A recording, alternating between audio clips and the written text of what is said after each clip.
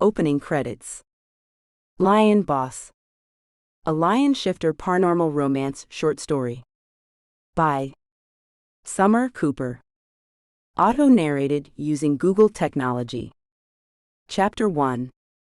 Julia had graduated with a business degree earlier that summer, without having a clue what she wanted to do with her life. She knew she had to start thinking about it, but at the moment she was content with her life exactly as it was. She shared a small apartment with her roommate and best friend Sarah, and they both worked at the nearby Club Regalia 7 nights a week. They were bartenders, and it earned Julia more money than an entry-level management position would, while allowing her to meet some of the hottest guys in town. Not that she was looking for a guy, but she was not opposed to having a little bit of fun. She knew she was far from what most men considered beautiful at 5'3", with a big figure, round, censored, and average size, censored. If anything, she could be considered the girl next door, while Sarah was the prom queen, but Julia found that she really didn't mind. She got plenty of attention, and she wasn't looking to settle down, so she wasn't worried about any of it. "What do you think is going to happen?" Sarah asked as she joined Julia in the bathroom to start putting on makeup. "There has to be a reason we have to come in early." "I have no idea. John hasn't said anything, and he's the general manager, so he would know.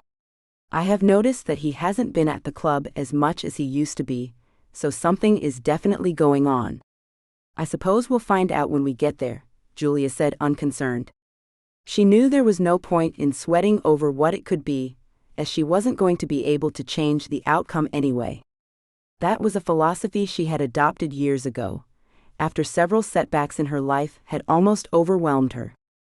Less than an hour later, Julia and Sarah found themselves sitting on bar stools along with the rest of their co-workers, waiting for the meeting to start. John was nowhere to be found, and considering he had called the meeting, they knew they simply had to wait. Julia hated waiting, and she hated when someone was late to a meeting they scheduled, which was also very unusual for John, who was more punctual than anyone she knew. When John walked in 10 minutes later, Julia almost fell off the chair when she saw who he was with. That was Mike Allister, the richest bachelor in town, and what most women would call a total hunk. He was tall at 6 feet 3 inches, with tan skin and a muscular build. His bright blue eyes could pierce your soul, as it did in many of the pictures she had seen of him, but they could also be incredibly gentle and kind. He was the picture of what you'd call an alpha male, and he radiated power and dominance. Julia had never met the man, and that was what she had always thought from the videos and pictures she'd seen of him. But seeing him here in person, she knew she had only scratched on the surface of the man that was Mike Allister. When she realized Mike was staring straight at her, she couldn't quite contain her blush and focused on John as he started the meeting. "Thank you all for coming in a bit early. I have an announcement to make, and it's not easy for me to tell you this, so I'm just going to come straight out and say it. I have sold Club Regalia. Due to some family commitments out west, I have to move back to my hometown, and I didn't want to close the club, which was my only other option. As you have probably guessed, I have sold the club to Mike. Mike has promised to observe the club before making any changes, to see what he likes and what he doesn't like, and I know you will all make him feel welcome. Please treat him the way you treat me, and I don't see any problems. Mike is the official owner as of an hour ago, but I will remain the manager here for another week to help with the transition. I know everyone has duties to fulfill before we can open in 30 minutes, so I'll let you all get to it, but if you have any questions, you all know where to find me. Mike, do you have anything to add?" "Thank you, John. I do not at this moment, but know that I will be observing. John has given me a list of each of your job duties, so that I have an idea of who does what, but I will also be speaking to each of you individually. Please don't hesitate to come to me with any questions or concerns. Club Regalia is the most popular club in town, and I intend to keep it that way. Considering you all have helped make the club what it is, and you understand your customers, I will always listen to your feedback. Let's have a good night, everyone." As soon as they were dismissed, Julia turned to Sarah. "That was unexpected. Sarah nodded, and she appeared to be in complete shock. I wasn't expecting that at all. John loves club regalia. Come on, let's go get the bar ready for tonight. It's Friday and we'll be busy. I need time to process this. Julia and Sarah moved behind the bar, opening liquor bottles and removing caps while making sure everything was within easy reach. They helped move several cases of beer to just behind the bar so that they would be within easy reach to go in the coolers, as the worst thing that could happen was for them to run out of cold beer and replenish the ice buckets. Finally, they added ice scoops and filled the little bowls on the bar with peanuts before switching their comfortable shoes to heels, taking off their jackets and smiling. 2 minutes before opening, and they were ready for whatever the night would bring. Chapter 2. Neither Julia nor Sarah noticed the eyes that followed them throughout the night, as it was a typical busy night at the club, and their complete focus was on those they were serving. It was very obvious to anyone who was watching that they enjoyed their work, and that they were good at it. A little too good according to some people, but nobody asked them, so the girls remained blissfully unaware of the scrutiny they were under. When the last customer of the night had left the club, Julia and Sarah started the closing procedures they followed every night. Alcohol had to be locked away, the last of the glasses washed, the bar and all the tables wiped down and cleaned, and the tips counted before they were divided amongst all the bartenders. While they were doing that, John had taken the cash registers to the back and was balancing them, with any discrepancies coming straight out of their tips. This had initially frustrated all the bartenders, but they realized they were now more accurate in what they were doing, and they rarely had their tips lowered because of a mistake. Occasionally they would actually get a little bit extra, as it wasn't uncommon for someone to tip by not asking for change, and if they were busy, whomever took the payment didn't waste the time trying to get change into one of the jars. Any tips received on credit card payments was also added to the tip total, and once the tips were divided, John would be told how much each person received in tips so that it could be recorded accurately on their wage statements. In the end, that meant that Julia was usually at the club at least an hour after closing, and to make sure she was still able to walk the next day, she immediately switched back to her comfortable shoes the second the doors locked behind the last customer. Every girl who worked there did the same, but this night wasn't like any other, and before Julia had even taken off one shoe, she was stopped by a strong hand on her arm. Please leave the shoes. Everyone. I expect you to remain professionally dressed, even after hours. We have a reputation. If your shoes are not comfortable enough for a full night, wear different shoes. I do not want a customer to see shoes and jackets behind the bar, so all jackets must remain on the coat rack in the staff room, and shoes must remain on at all times. It is against workplace policy to be without proper shoes, and part of that workplace policy is a certain dress code for all of you. Ladies, that means no sneakers while on the clock, and until you walk out that door you are on the clock, Mike said loud enough for everyone to hear. Julia reluctantly put her left heel back on, shooting a glance at Sarah who was doing the same, before attempting to continue with closing procedures. I noticed that glance, young lady. I expect respect from all my employees whether you like something or not, Mike said sternly. Julia couldn't contain the blush that crept up her cheeks as she looked at Mike, noticing that he didn't just sound stern, he looked stern. I apologize, sir, that was disrespectful. Mike appeared to accept the apology and let go of her arm before turning to walk to the bouncers and talk to them about something. Julia looked after him before shaking her head as if to clear the fuzz out of it, grabbing the cleaning solution and rag she had put on the bar earlier, and heading towards the nearest table to start cleaning. As she cleaned each table, she carried empty glasses to the bar, which Sarah washed as quickly as she could. Julia knew she was being watched, which was making her incredibly nervous, and she did her best to do everything as efficient and quickly as possible. The problem was that she wasn't used to doing this in heels, and on tired feet, it was making it hard for her to keep her balance when carrying multiple glasses or trays at once. To Julia's absolute horror, her worst nightmare came true, and after cleaning off the last table she tripped, sending a tray full of their more expensive cocktail glasses crashing to the ground. She barely caught herself on the next table to prevent from falling on the glass, but she was frozen to her spot if she didn't want to spread the glass further through the club by stepping in it. She watched as Sarah and John came rushing forward, carrying a broom and mop, to help her while Mike calmly walked over from where he had been.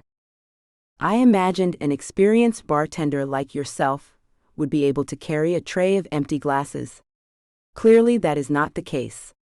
I expect you to practice walking in those heels even after a long night, so we don't lose any more glasses on avoidable accidents. I apologize, sir. I have never done that before. I will make sure it doesn't happen again, Julia said sincerely.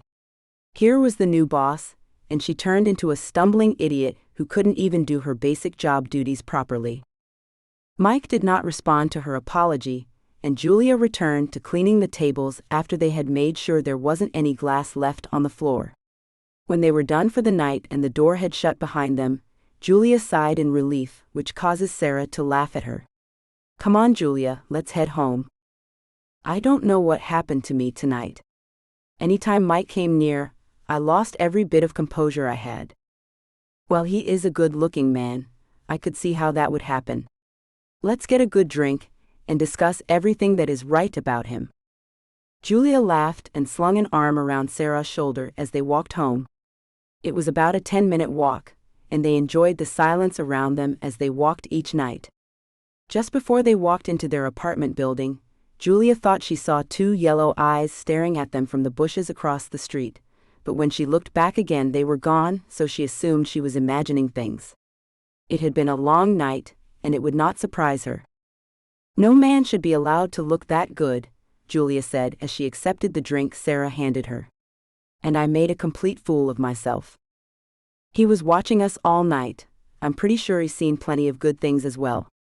Jared told me he noticed that Mike mostly watched you, so obviously you left an impression. Jared was one of the male bartenders, and he always seemed to notice everything around them, which made him the go-to guy when a male customer was harassing them in any way. That may be true, but I still dropped a tray of empty glasses and got scolded for wanting to wear sneakers. Tomorrow is a new day and everything will be fine, Sarah said reassuringly. The next day was definitely a new day, and after arriving at work at the normal time and preparing for the evening wearing heels, Julia felt better about everything. That was until Mike showed up just before opening, wearing tight black jeans and a skin-tight black shirt, causing Julia's knees to go weak. It was by far the worst night Julia had ever had, and halfway through she was ready to cry. She had messed up several drink orders that normally wouldn't even have her blinking. She had spilled drinks on customers and she had struggled with giving correct change. She knew Mike had seen all of it, and when he pulled her out from behind the bar, she knew she was about to receive a serious scolding. I don't know what has gotten into you tonight, but you either shape up or you're done for tonight. You are slowing down everyone, and you are an embarrassment to the club. Your regulars know you are normally better and are assuming a bad night, but those who haven't been here before will get a bad first impression. As it is, you and I are going to have a serious conversation when the night is over. Now get back out there and pretend you know what you are doing. Julia tried to improve, but she was going from bad to worse, and when she dropped a full glass of beer, Mike stepped in again. Sarah, please cover for her. If you need extra help, call for John to help. Mike took her by the arm and led her to the staff room, sitting her down in a chair and giving her a stern look. I have no idea what is going on with you tonight, but you need to get it together. I want you to stay here and read this employee handbook. It lists everything that is expected of all employees. When the club closes, you may walk home with Sarah, as I do not want you walking home by yourself in the middle of the night. If you would rather go home now and read this at home, I will walk you home. Either way, I want you here at 9 in the morning, and we'll be doing some additional training. It is clear that you can be great at what you do, but for some reason you start stumbling around as soon as you know you are being watched. As we are not open on Sundays, we will have all day to fine-tune your skills so that on Monday you will do as well as you did yesterday. Any questions? Why do I feel like I've just been given detention? Because you have. Julia, if you can't consistently be as good as you were yesterday, I will ask you to find employment elsewhere. The bar is the main aspect of this club, as everyone who comes here buys a drink. It's where we make our money. It needs to be perfect. I understand accidents happen, but tonight crossed the line. Now, do you want me to walk you home, or are you staying? Embarrassed to be called off the floor and not wanting to answer questions from her coworkers, Julia stood up and grabbed her coat. I'll read at home, but I can walk myself there, thank you. Mike raised an eyebrow at her short clipped tone before taking his own coat. I'll walk you home. You should not be out by yourself in the middle of the night. If something happened, I'd never forgive myself. Here's the book, please read it. I think you could be a great asset to this company, but I need to see that.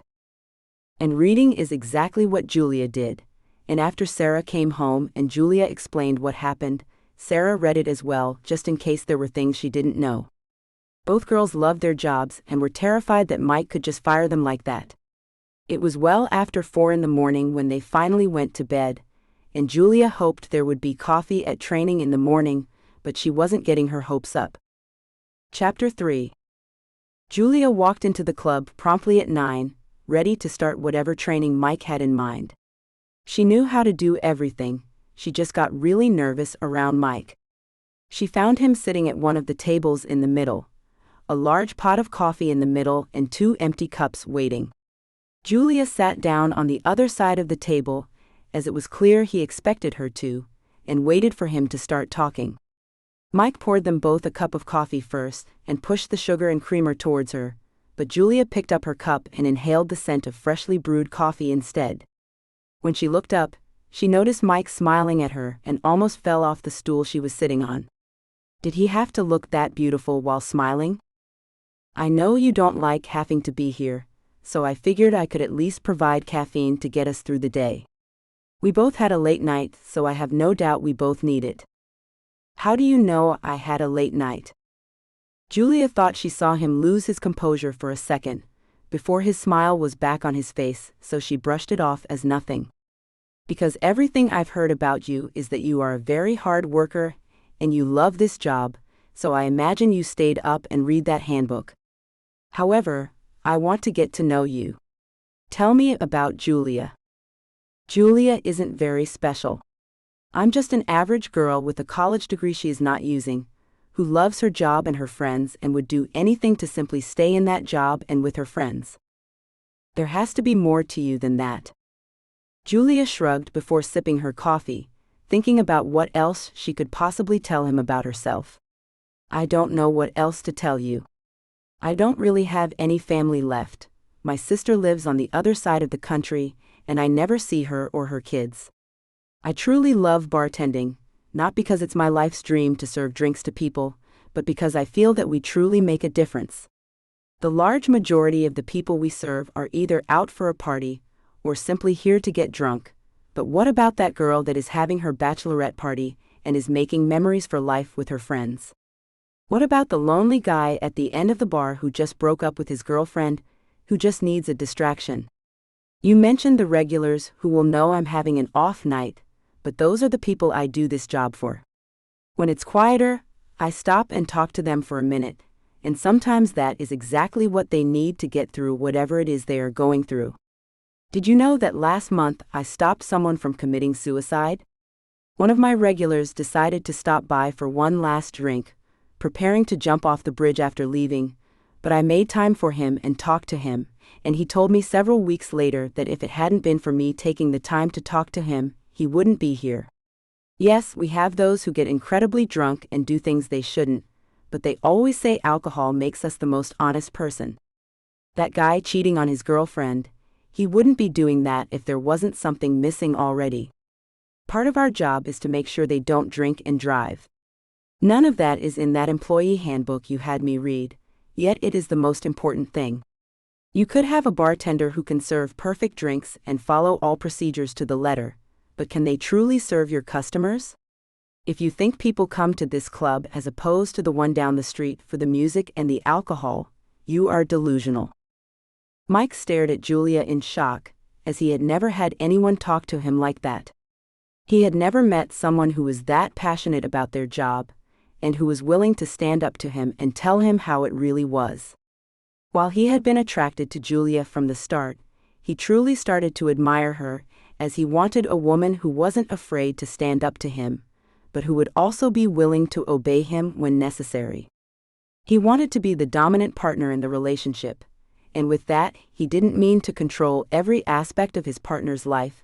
He meant that if it came down to it, his partner would follow his lead. As a lion shifter, he was a natural leader, which is what had made him so successful in life.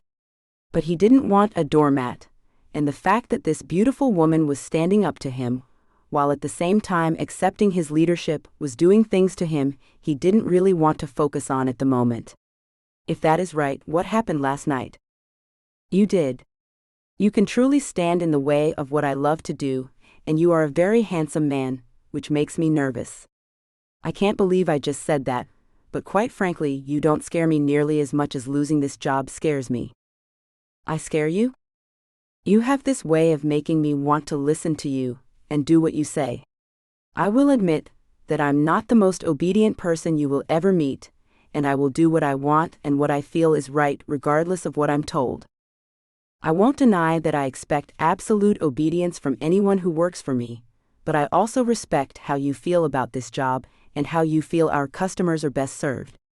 John told me that if anyone understood this club and the people who come to it, you'd be the one to talk to, which is why I was so strict with you last night. I was disappointed that I wasn't seeing it for myself, and I hoped that this would get you back to the level you could clearly be at. Would you really fire me? I don't know. If you kept messing up, absolutely. If the problem truly is me watching you, I can stop watching you, even though that is hard for me. If you just need a kick in the censored to learn to work while I'm watching you, that'd be the best solution. Maybe today, we can work on getting you to do your job while I'm watching. I felt really bad when you got mad at me last night. I've never been scolded like that while on the job, but I understood why you did, which is what made it even harder. Then, despite the fact I was screwing up the way I did, you still walked me home like I mattered. It was incredibly confusing. That's because you do matter. Everyone matters, no matter how much you'd like to convince yourself otherwise. Now tell me what you like to do in your free time. Free time? Mike, I work 6 days a week. With us working nights, we sleep in the mornings and then take care of the apartment and get groceries and all that stuff. We don't have that much free time, as most of our friends are at work while we aren't, and are free when we are at work.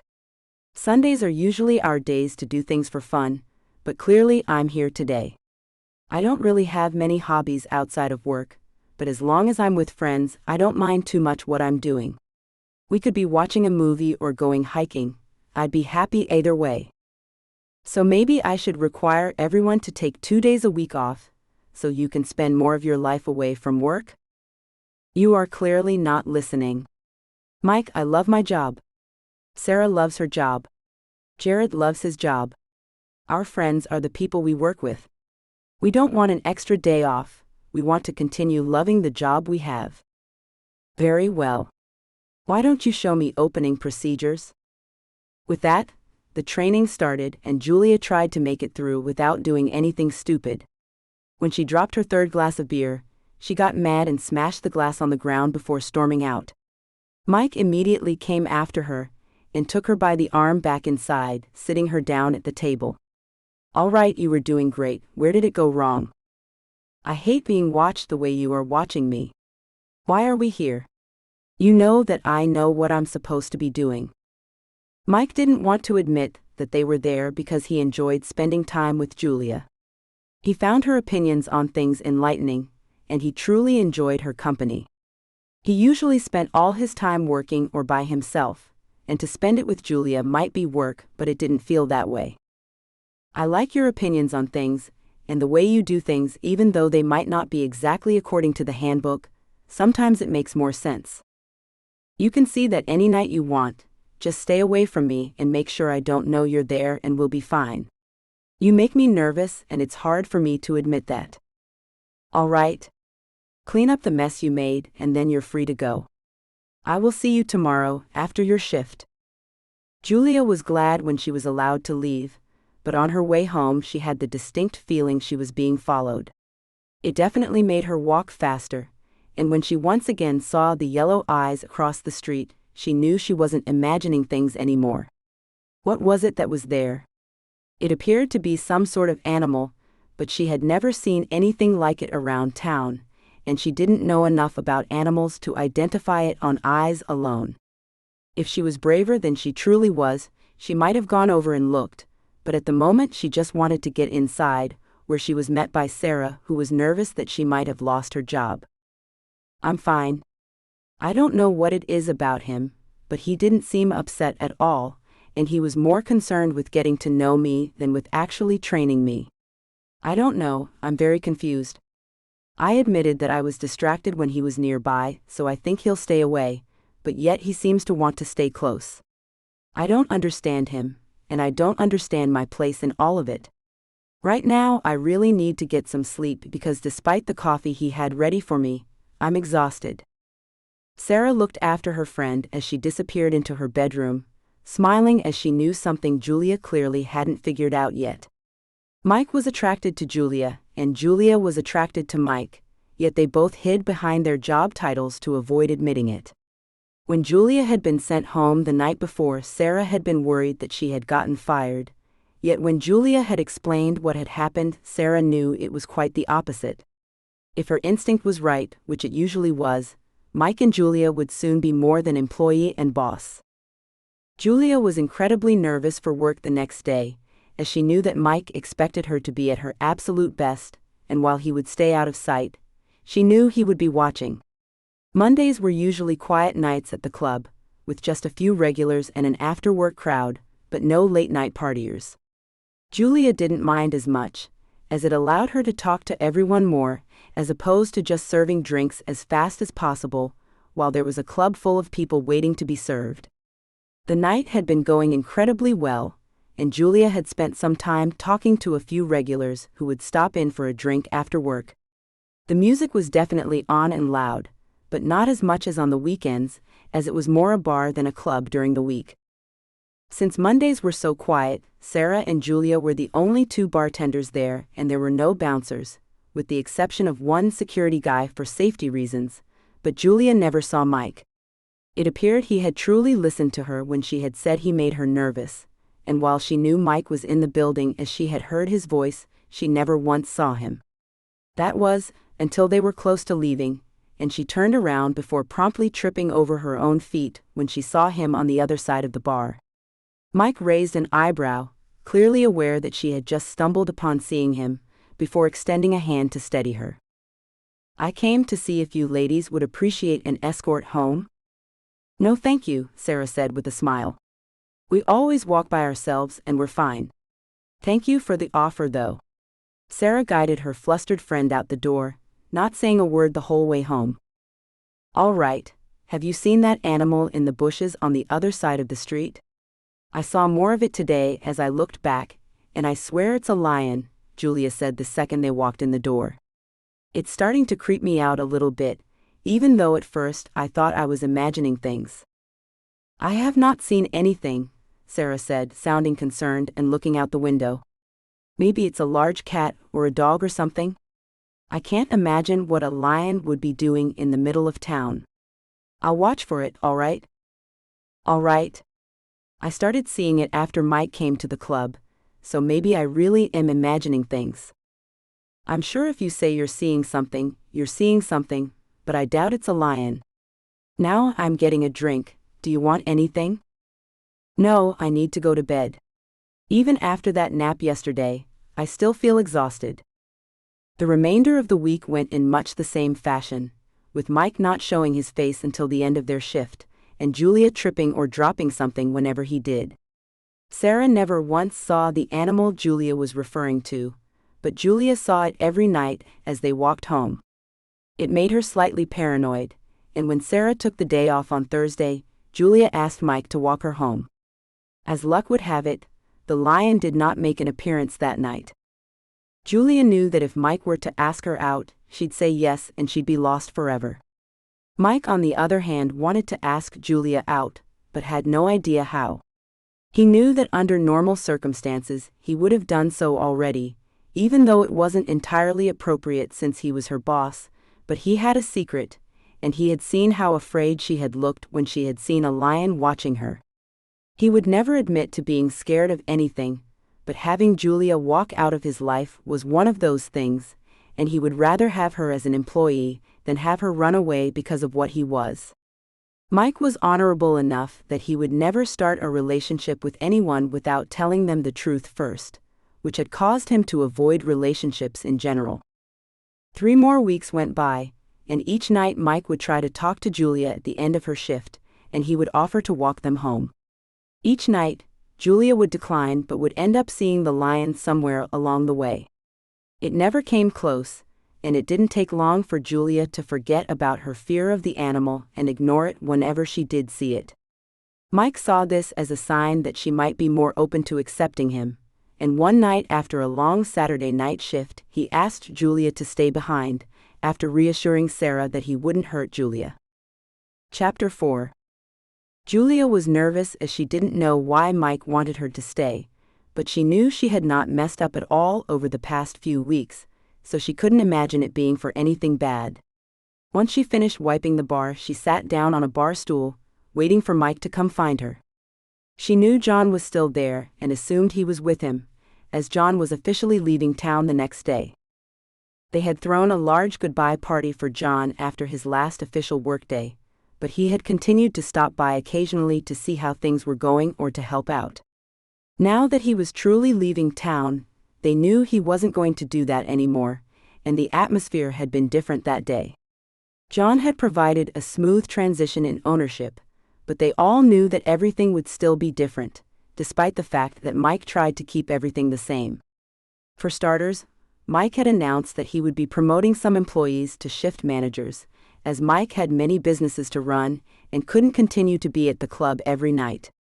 Those interested had been asked to submit their applications, and practically every employee had done so, as it was a huge opportunity to move up. For Julia, it would mean getting management experience, which was exactly what she went to school for. Bartender definitely looked less impressive than shift manager would. "Thank you for waiting," Mike said with a smile when he joined her. "I had a bit of a parting gift for John, but we're alone now. Do you have any idea why I asked you to stay?" "No, I do not." "First, thank you for submitting your application for one of the management positions. You are the only employee with a management degree, so I'd say you definitely have a good shot at the promotion. Now that I've said that, I'd like to forget that we are boss and employee, and pretend we are just Julia and Mike. Do you think you can do that and make the distinction?" "I can. I do that with everyone else here anytime I see them outside working hours. It makes things easier." "Excellent. What I'm going to tell you is not easy for me to tell anyone, and I must request that you do not discuss this with others, as it could quite easily ruin everything I've worked very hard for. I like you, Julia, a lot. I would love it if you would do me the honor of going out with me, but there is something you need to know about me before you say yes or no. I will respect either answer, and will not let it affect any other aspect of our lives. If you say yes and it doesn't work out, I will not treat you any differently. If you say yes and it does work out, I will not treat you differently while at work. Now, what I need you to know is complicated, and please hear me out before you run. Have you ever heard of a lion shifter?" Julia was ecstatic that he asked her out, but worried about what it was that had him assuming she'd say no. What was so important that she had to know even before their first date?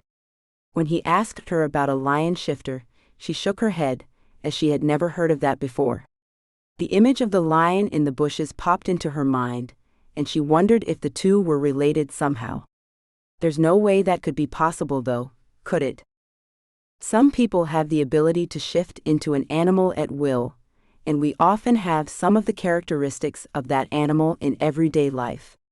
A lion shifter is someone who can shift into a lion, and he or she is often more dominant and protective of those he or she cares about.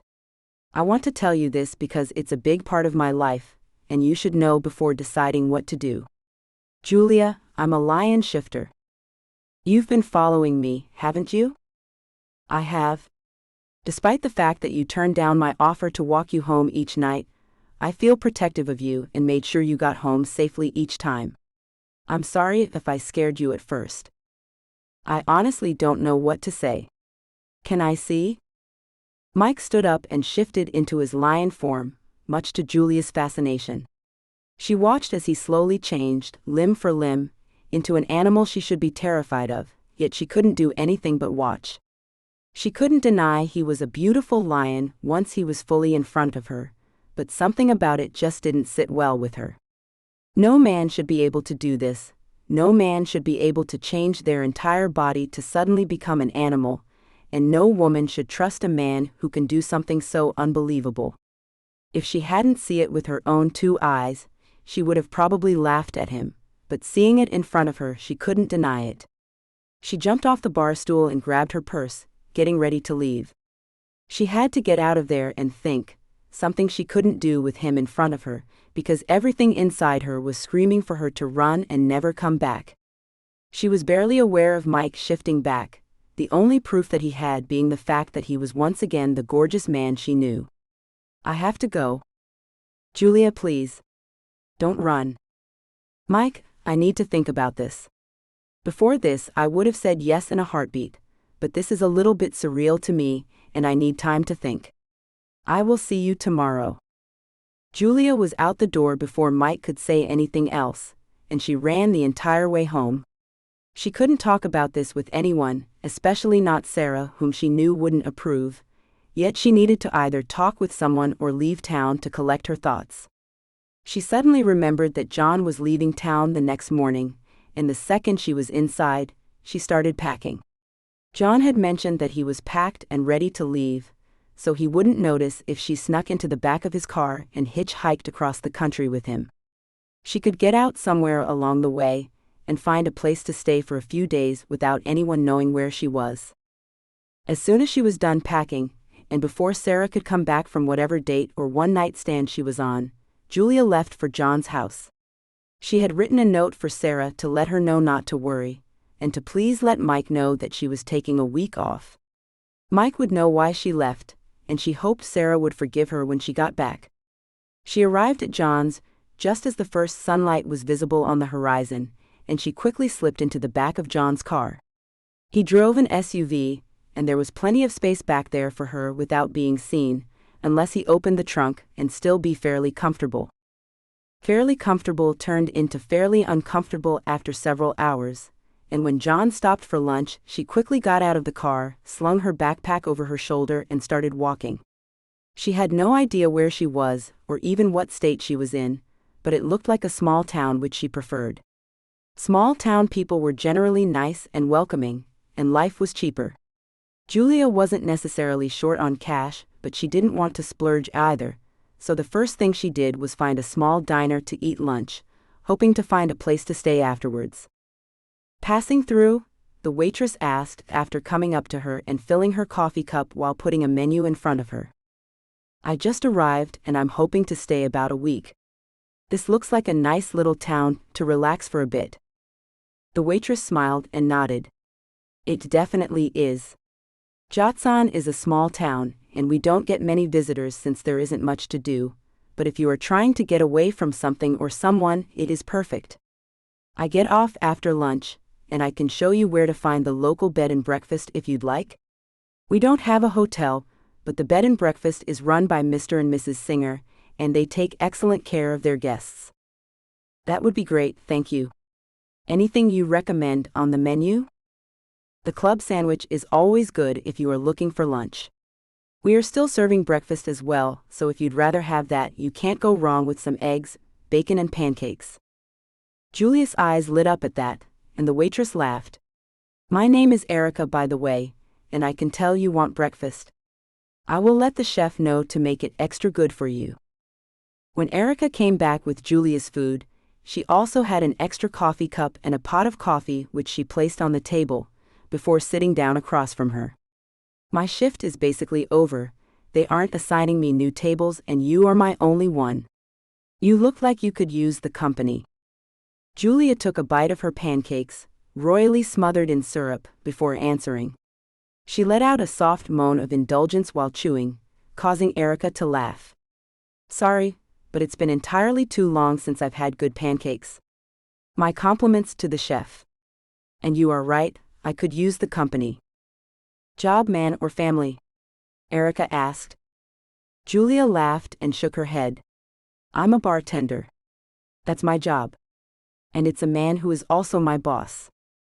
Erica joined in the laugh and refilled both their coffee cups, not asking further for a little while since Julia was eating. I'm a terrible person. I'm Julia. Nice to meet you, Julia. You'll love this place, and if you let Mr. and Mrs. Singer know that you don't want to be found, nobody will reveal that you are here if said boss man comes looking for you. Does he know where you went? Julia shook her head. I hitchhiked in the trunk of a friend's car while he is on his way elsewhere. He didn't even know I was there. I really do not want to be found until I have figured out what I want. Well, I don't work again until breakfast, so why don't you get settled in at the bed and breakfast, and then I'll take you to the local bar. You might be a bartender, but I'm sure you enjoy being on the other side of the bar at times. That sounds like an excellent plan. If you bring me the check, I'll pay for this so we can get going, Julia said with a smile. She really liked Erica, and had a feeling she was exactly what she needed to figure out this mess. The bed and breakfast was in reality a large manor house with wraparound porch, and Julia instantly loved it and its owners, Mr. and Mrs. Singer. Oh, you poor dear, we'll make sure nobody disturbs you. Now I serve breakfast, but if you want to chat and have dinner with us as well, you just let me know, all right? Mrs. Singer said, as she showed Julia up to her room. Thank you, Mrs. Singer. Erica is showing me around this afternoon, and I'll get something to eat while out, but one day this week I'd love to spend time in your company. 3 drinks into what was starting to turn into a drunken outing, Julia finally opened up to Erica. He asked me out, and let me tell you, I really wanted to say yes. He is absolutely perfect, and highly protective, which I like in a man. Then he tells me he is a lion shifter, and turns into a lion right there in front of me. I freaked and ran. Erica smiled and nodded, calling the bartender for another drink. We used to have a lion shifter right here in town. In fact, he still lives only 1 town over. Nicest guy I'd ever met, and highly protective of those he loved. It can be quite intimidating at first, but those who are lion shifters are fiercely loyal. You honestly can't find a guy who would be more devoted to your happiness than him. This friend of mine, he once helped me when I was in a bad situation. After helping me out and making sure I was safe, I got the scolding of my life for ending up in the situation to begin with, as it had really been my own fault, but I knew he would always be there for me no matter what. He has offered to walk me home every night since he bought the club, and I've seen him following us to make sure we're all right when I decline. I just didn't know how to react and needed to get away to figure it out. Completely understandable. Use this time to sort your feelings, and if you need to talk, I'm here. Thanks. Next round's on me. While Julia was enjoying her time with Erica, Mike was interrogating Sarah without getting anywhere. What do you mean you don't know where she is? She can't just disappear. All I know is that she stayed behind to talk to you last night, and when I came home early this morning she was gone, and so were some of her belongings and her backpack. She left a note that she needed some time to think, and she'd be in touch. I don't know what that means, and she's never disappeared like that. She didn't take her cell phone with her, so there's no way to contact her until she contacts us. What happened? I asked her on a date, and then told her something about myself that I felt she should know before agreeing to a date. It must have scared her because she practically ran out of here and disappeared. How could she have gotten out of town so fast? Have you called John? He left town this morning. Maybe he gave her a ride somewhere? Sarah had never seen a man move as fast as Mike did when he ran out of her apartment, down the stairs and down the road to places unknown. She had no idea why he didn't just pull out his cell phone, but she had decided long ago that sometimes it wasn't worth the effort to figure out what a man was thinking or doing. Mike was running down the street, trying to get to the club as fast as possible. He didn't have John's cell number programmed in his cell phone, and belatedly realized that Sarah probably had it. The second he had looked it up, he called, and almost sighed in relief when John answered on the third ring. "Hi John, it's Mike. Hey, did you by chance give Julia a ride this morning? I was wondering how long it would take someone to call. She clearly needed some space, so I was waiting for someone to ask. She hitchhiked in my car. She was gone after I had stopped in a town called Jotson. I purposely stopped there as I know there's another lion shifter there, and you had told me you were telling her before asking her out, so I had a feeling that's why she was running. Hopefully she'll confide in someone and get another perspective on it." John was one of the only people who Mike had told, as he had instantly taken a liking to the man and had trusted him fully with his secret. He had also inquired after Julia, and after John had acted slightly protective of Julia, Mike had realized that John was a lion shifter himself. John never transformed, but he had the protective tendencies that Mike did, and after recognizing it in Mike, he had known the club would be in good hands. It was actually what had pushed John to finally agree to the sale. "How far away is this town?" "About 4 hours. Look, give her at least another day to get her bearings, then go after her. You have to be patient with Julia, give her time to come to terms with everything. The only thing she has in life is her friends from the club, and she is terrified of ever losing that." "All right, thanks. She'll be safe there?" "Yes. There is only one bed and breakfast in that town, and it's run by a Mr. and Mrs. Singer. I've stayed there multiple times. The lion shifter there and myself are old friends, and I used to visit him regularly. I let him know Julia was there and her reason for being there before leaving town, so she's being watched over. Mr. and Mrs. Singer know about lion shifters. Jason is their son." "Perfect. Thank you, John, I owe you one." With that, the conversation ended, and Mike sank back into his chair in relief. Julia was safe and would be all right. He'd give her the night, and go see her tomorrow afternoon, hopefully convincing her to come home with him. He still held that hope when he arrived in Jotson the following afternoon, and spotted Julia on the porch of the bed and breakfast with an elderly lady, who he assumed was Mrs. Singer. "Good afternoon, ma'am, Julia. I merely came to make sure that Julia was all right." "I know about you," Mrs. Singer said with a smile. "You are just like Jason." Jason had breakfast here, and had an enlightening talk with Julia. "I'll leave you two to talk, but I expect you to have a proper tea with me in an hour." Mike joined Julia on the porch swing, and for the first 10 minutes neither of them said anything. Finally Julia decided that they needed to talk instead of just sit there, and she looked at Mike, trying to figure out if he was angry or not. "Are you angry?" "I'm frustrated with you for leaving like that. I want nothing more than to scold you for doing something so reckless like hitchhiking in someone's trunk, but as we are not a couple, I'm not going to." "If we had been a couple, would I be in trouble?" "Absolutely. I would have tracked you down the second I heard where you were, and would have given you a very stern scolding about the danger you put yourself in, before hugging you to death out of happiness that you were all right." "I like that." Mike looked at Julia, but Julia didn't give anything away. "Explain. Please." "I spoke to Jason earlier, and based on your reaction you knew he was a lion shifter as well. He told me that lion shifters are incredibly protective and loyal, it's in their blood. He also told me he had been told about you by John, and that it sounded like I had acted rashly without really giving you a chance. I met Erica and she knows Jason, and she told me that lion shifters aren't bad people, just different. I had already decided to give you a chance, but I needed a little longer to get the courage to go back because I knew you'd be upset with me." "So you'll go out with me?" "Yes, I will. And if you need to yell at me, I understand. I suppose I deserve it. I will never yell. There is a difference between a stern scolding and yelling. I don't want you to ever be afraid to come to me, just because I might be upset. I will never hurt you in any way, and if I ever do something to upset you, feel free to scold me right back.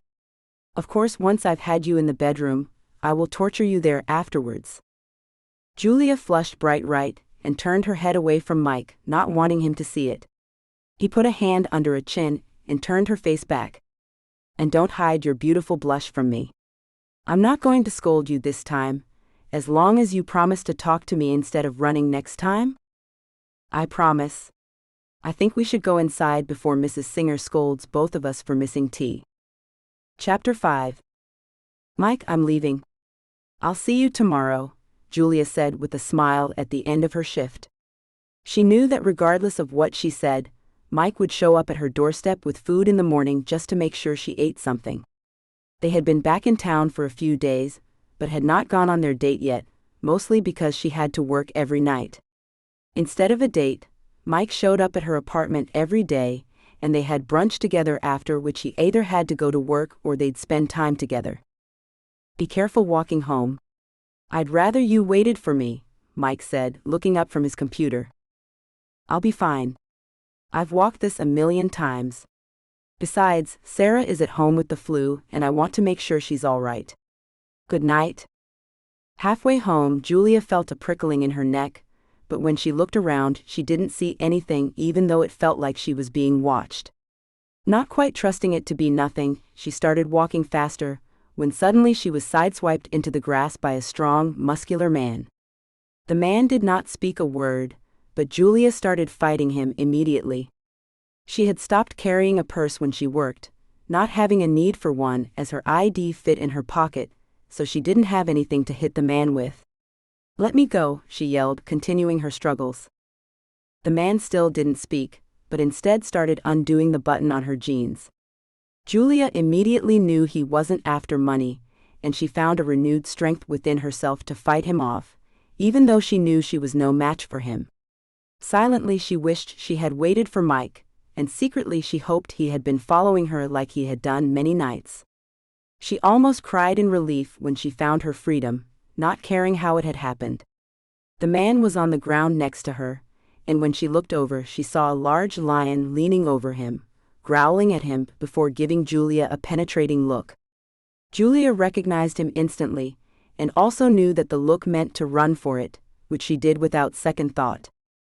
After arriving at her apartment, she collapsed on the couch, adrenaline rushing through her mixed with fear, and when the adrenaline started to wear off, the fear took over. It didn't take long before she was a sobbing mess, and when strong arms wrapped around her in a comforting manner, she sank into them, sobbing her heart out. "Shush, it will be all right. I took care of it. I'll always take care of you and protect you," Mike said soothingly. His arms remained around Julia, knowing she needed the comfort. He motioned for Sarah to leave when she came to see what all the commotion was about, and was glad when she went back to her room. Julia didn't know why she was sobbing the way she was, and when she finally calmed down, she was embarrassed for Mike to see her like that. "I'm sorry." "Don't be. You were attacked, and if I hadn't been there, who knows what would have happened. I should not have let you leave on your own, and it won't be happening again no matter how much you protest. I'm here, it will all be all right." "Is he alive?" Julia asked in between hitched breaths.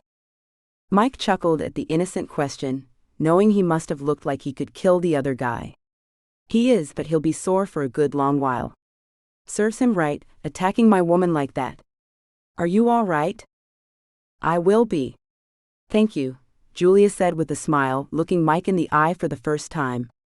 She realized suddenly that she had never felt as safe as she did at the moment, and she felt like she should have always been in these strong arms.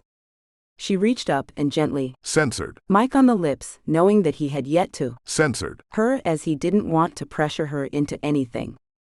This scene has been censored to provide a safe and enjoyable reading experience for everyone. "I normally last much longer, but you have this effect on me," Mike said once he had caught his breath and they were side by side on the bed. "Don't leave." "This is my bed, where would I go?" "I meant don't leave my life. You are like a drug I can't let go." "I'm not going anywhere." Why would I when I have this perfect man who wants me for some reason? And don't worry, I'll be happy to let you walk me home and to let you take charge in the bedroom. If this was an indication of what happens when you can't control yourself, I look forward to seeing what you will do when you can control yourself. Perfect, Mike said before pulling the covers over both of them. I hope you don't mind, but I'm staying. I would have tied you to the bed if you had tried to leave. Oh, you have that all wrong, baby. You'll be the one tied to a bed soon. Thank you for reading my book. If you like this story, I think you'll enjoy my book. Get your copy of King from the Sky now. Please leave a review if you like this book. That's the best thing you can do to help authors like me, so others can find my books. It can be as long or as short as you'd like. Even a star rating is amazing and appreciated. Thanks in advance. About Summer Cooper. Thank you so much for reading. Without you, it wouldn't be possible for me to be a full-time author. I hope you enjoy reading my books as much as I do writing them. Besides, obviously, reading and writing, I also love cuddling my dogs, shouting at Alexa, being upside down, aka yoga, and driving my family cray-cray. Follow me on Facebook, Instagram, Goodreads, BookBub. Get in touch at hello@summercooper.com. www.summercooper.com. Closing credits. This has been Lion Boss. Written by Summer Cooper. Auto-narrated using Google technology. Copyright 2024 by Lovie Books Limited. Production copyright 2024 by Lovie Books Limited.